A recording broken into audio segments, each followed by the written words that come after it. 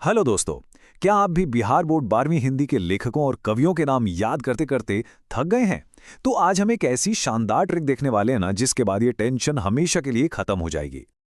देखिए स्क्रीन पर ये नंबर 5। बस यही वो 5 अंक हैं जो एग्जाम में सीधे सीधे पूछे जाते हैं। और यकीन मानिए ये 5 अंक पाना ना बहुत आसान है, बस सही तरीका पता होना चाहिए। तो सवाल यही उठता है कि भाई ये अंक मिलेंगे कैसे। सुबह उठकर रटते हैं, फिर भूल जाते हैं। बहुत कंफ्यूजन होता है ना। पर अब चिंता की कोई बात नहीं है, क्योंकि इसका सोल्यूशन है याद करने का एक अनोखा तरीका। हम कुछ इतने मजेदार ट्रिक्स देखेंगे ना, जो सीधे दिमाग में बैठ जाएंगे और फिर उन्हें भूलना सच में मुश्किल हो जाएगा। तो चलिए रटना छोड़ते हैं और ट्रिक्स समझना शुरू करते हैं। ओके, तो शुरू करें। सबसे पहले हम देखेंगे गद्य खंड। इसमें टोटल 13 पार्ट हैं और हम एक एक करके सबके लेखकों के नाम ट्रिक से याद करेंगे। तो पहला पार्ट है बातचीत। अब इसको कैसे याद रखें? सोचिए, जब हम लोग दोस्तों में बातचीत करते हैं और कोई बकवास करता है तो हम क्या बोलते हैं? अरे फट फट मत कर, है ना? तो बस बातचीत से याद रखना है भट्ट, यानी बालकृष्ण भट्ट। सिंपल। अगला पार्ट, उसने कहा था। अरे वाह, इसे याद करने के लिए एक छोटी सी कहानी है। मान लीजिए उसने कहा था, क्या कहा था? कि तुम्हारा धर यानी तुम्हारा शरीर चंद्रमा जैसा सुंदर है। तो धर और चंद्रमा को मिला दीजिए, बन गया चंद्रधर शर्मा गुलेरी। अगला है संपूर्ण क्रांति। ये तो बहुत ही आसान है। सोचिए, जब भी कोई क्रांति होती है, कोई बड़ा आंदोलन होता है, तो सबसे ज्यादा क्या सुनाई देता है? जय के नारे, जयकारा लगता है। तो संपूर्ण क्रांति से सीधा याद आएगा जय, यानी जयप्रकाश नारायण। अब आता है अर्धनारीश्वर। इसका मतलब क्या होता है? आधा नर आधी नारी। तो इस शब्द में जो नारी है ना, उससे याद कीजिए भगवान राम को, प्रभु श्री राम, और उनकी नारी यानी सीता जी। तो अर्धनारीश्वर से याद रखना है राम, रामधारी सिंह दिनकर। चलिए अब फटाफट कुछ और ट्रिक्स देखते हैं। पहला, रोज। सोचिए हम रोज किसकी फिल्म देखते हैं? मान लीजिए अजय देवगन की, तो अजय से याद रखना है अज्ञेय। दूसरा, एक लेख और एक पत्र। भगवान को रोजाना लेख और पत्र कौन लिखेगा? कोई भगत ही लिखेगा, तो भगत सिंह। और तीसरा, ओ सदा नीरा। इसमें एक शब्द है नीर, मतलब पानी, और पानी हम कहाँ लगाते हैं? माथे पर। तो माथा से बना माथुर, जगदीश चंद्र माथुर। आगे हैं सिपाही की माँ। ये तो सबसे आसान है। सोचिए, एक सिपाही की माँ है और उसके 2 बेटे हैं। एक का नाम है मोहन और दूसरे का नाम है राकेश। हो गया याद? सिपाही की माँ के लेखक हो गए मोहन राकेश। अब है प्रगीत और समाज। इसमें से समाज शब्द को पकड़ लीजिए। अच्छा, समाज में हर इंसान क्या चाहता है? यही ना कि उसका नाम हो, उसका नाम रोशन हो। तो समाज से याद आएगा नाम, यानी नामवर सिंह।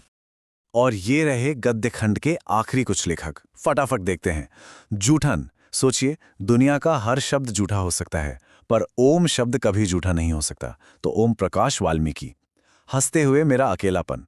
जब कोई अकेला रहता है तो उसका शरीर कैसा हो जाता है? मैला। तो मैला से याद रखना है मलयज। फिर है तिरछ, यानी तिरछा। प्रकाश जब सुबह उदय होता है तो तिरछाई तो होता है, तो उदय प्रकाश। और आखिर में शिक्षा। हमें सबसे अच्छी शिक्षा किससे मिलती है? भगवान कृष्ण से। और अब वो तो है नहीं, तो उनकी मूर्ति से, यानी जय कृष्ण मूर्ति। तो ये था हमारा गद्य खंड। उम्मीद है सारे नाम दिमाग में बैठ गए होंगे।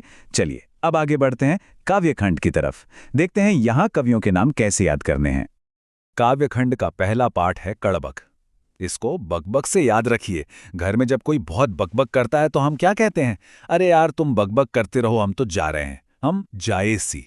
तो जायसी से क्या बना? जायसी, मलिक मोहम्मद जायसी। अगला पार्ट है पद, और किताब में 2 पद हैं। तो थोड़ी देर के लिए मान लेते हैं कि पद का मतलब है पैर। अब बताइए, पैर कहाँ कहाँ नहीं लगने चाहिए? एक तो किसी के सूर पर यानी सिर पर, और दूसरा पूजनीय तुलसी पर। तो पद के 2 कवि हो गए, सूरदास और तुलसीदास। अगला है छप्पर। छप्पर को याद करने के लिए हम इसे बना देते हैं छप्पर। और छप्पर पर कौन बैठा है? एक दास, जो नहा धोकर छप्पर पर बैठा है।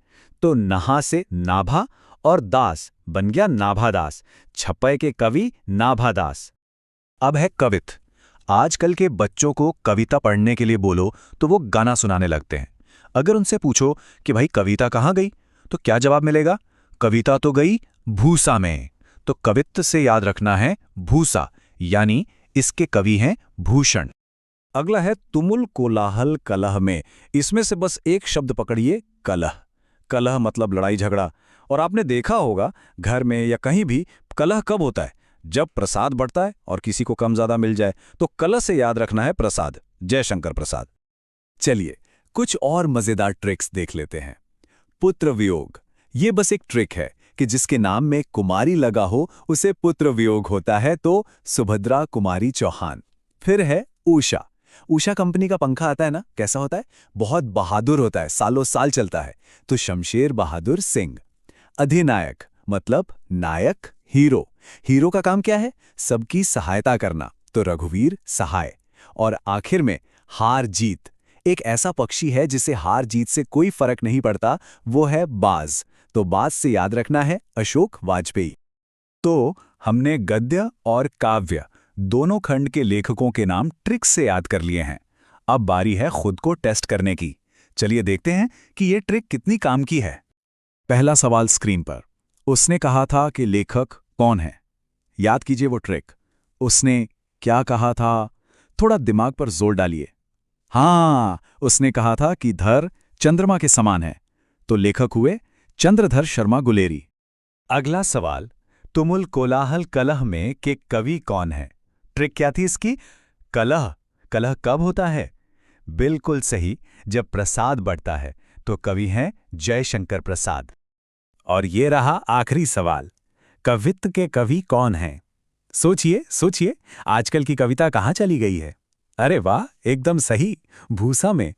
तो इसके कवि हैं भूषण। देखा कितना आसान था। सारे नाम अब दिमाग में सेट हो चुके हैं। इस तरह ट्रिक से कुछ भी याद किया जा सकता है। और अब परीक्षा में आने वाले ये 5 अंक पूरी तरह से आपकी मुट्ठी में हैं। और देखिए, ये सिर्फ नाम याद रखने की बात नहीं है, ये बात है पूरे 5 से 6 नंबर की। ये वो नंबर हैं जो आपकी रैंक को ऊपर नीचे कर सकते हैं। और आज हम ये पक्का कर लेंगे कि ये नंबर आपकी जेब में ही आए। ये रटने का खेल नहीं, ये स्मार्ट तरीके से सीखने का जादू है। तो आखिर ये सीक्रेट वेपन है क्या? ये हैं कुछ ऐसी कमाल की ट्रिक्स जो इन नामों को रटाएंगी नहीं, बल्कि सीधे आपके दिमाग में फिट कर देंगी, कहानियों की तरह। तो तैयार हैं इस डर को हमेशा के लिए बाय बाय कहने के लिए? तो चलिए सबसे पहले गद्य खंड से निपटते हैं। हर कहानी, हर लेखक एक छोटी सी मजेदार ट्रिक से जुड़ा है। बस ध्यान से सुनते जाइएगा और ये नाम हमेशा के लिए छप जाएंगे। पहला पार्ट है बातचीत। अब जरा सोचकर देखिए, जब 2 लोग बात कर रहे होते हैं और कोई बीच में बार बार टोकता है तो क्या बोलते हैं? अरे यार, बीच में भटभट मत करो, है ना? तो बस बातचीत में होती है भटभट, और लेखक हो गए बालकृष्ण भट्ट। हो गया ना याद? अगला चैप्टर, उसने कहा था। ये वाला थोड़ा फिल्मी है। सोचिए, किसी ने क्या कहा था?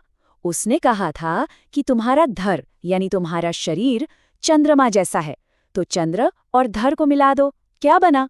चंद्रधर। बस, उसने कहा था कि लेखक हैं चंद्रधर शर्मा गुलेरी। सिंपल।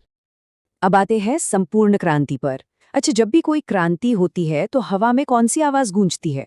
जय जय जय, है ना? तो क्रांति का सीधा कनेक्शन है जय से। और लेखक कौन है? जयप्रकाश नारायण। मतलब क्रांति इज इक्वल टू जय और Jai is equal to Jayaprakash Narayan. पाठ का नाम है रोज। अब सोचिए, हम रोज क्या कर सकते हैं? मान लीजिए, रोज अजय देवगन की एक फिल्म देख सकते हैं। अब इस नाम अजय पर ध्यान दीजिए। अजय, अज्ञेय, अजय, अज्ञेय, साउंड एक जैसा है ना? तो रोज देखते हैं अजय की फिल्म और लेखक है अज्ञेय। अगला है जूठन। इसकी ट्रिक बहुत गहरी है। सोचिए, दुनिया की हर चीज जूठी हो सकती है, खाना, पानी, सब कुछ। लेकिन एक शब्द, एक ध्वनि कभी जूठी नहीं हो सकती, और वो है ओम। तो जो जूठन से परे है वो है ओम, और लेखक है ओम प्रकाश वाल्मीकि। ओके, तो एक छोटा सा टेस्ट हो जाए, देखते हैं ये ट्रिक्स काम कर भी रही हैं या नहीं। जल्दी से सोचिए और बताइए, सिपाही की माँ, इसके लेखक कौन है? दिमाग में कोई कहानी आ रही है? बिल्कुल सही। अरे माँ है तो बेटे तो होंगे ही ना। बस ये मान लीजिए कि माँ के 2 बेटे हैं, एक है मोहन और दूसरा है राकेश। दोनों को मिला दीजिए, बन गए लेखक मोहन राकेश। देखा कैसे दिमाग में एकदम फिट हो गया। क्या बात है, गद्य खंड तो समझिए मुट्ठी में आ गया। अब बढ़ते हैं काव्य खंड की तरफ। यहाँ भी हम कविताओं और कवियों को ऐसी ही शानदार ट्रिक से डिकोड करेंगे। तैयार हैं दूसरे राउंड के लिए? काव्य खंड में एक छोटा सा चैलेंज है। यहाँ 3 कवि हैं जिनके नाम के आखिर में दास आता है। सूरदास, तुलसीदास और नाभादास। कंफ्यूजन हो सकता है, लेकिन घबराने की बात नहीं, इनके लिए भी हमारे पास एकदम सॉलिड ट्रिक्स हैं। अगली ट्रिक को समझने से पहले एक सीक्रेट जानना जरूरी है। देखिए, पद शब्द के 2 मतलब होते हैं। एक तो कविता का छंद और दूसरा मतलब होता है पैर।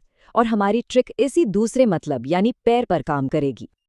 अब देखिए असली जादू। अपने सिलेबस में पद नाम के 2 चैप्टर हैं और पद मतलब पैर। तो बस ये सोचिए कि पैर कहाँ नहीं लगने चाहिए।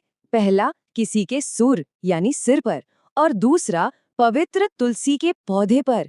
तो पद के 2 कवि कौन हुए? सूरदास और तुलसीदास। कमाल है ना, एक ट्रिक से 2 निशाने। अगला है छप्पर। ये सुनने में छप्पर जैसा लगता है ना? तो बस आंखों के सामने एक तस्वीर बनाइए। एक दास है जो नहा धोकर छप्पर पर बैठा है। नहा से बना नाभा और दास तो है ही, तो छप्पर यानी छप्पई के कवि हुए नाभादास। अब बारी है कवित्व की। आजकल की जनरेशन को कविता पढ़ने के लिए कहो तो वो रील्स देखने लगते हैं। मतलब ऐसा लगता है कि अच्छी कविता तो भूसे के ढेर में फेंक दी गई हो। तो कवित्व कहाँ है? भूसे में। और भूसा से याद रखिए भूषण।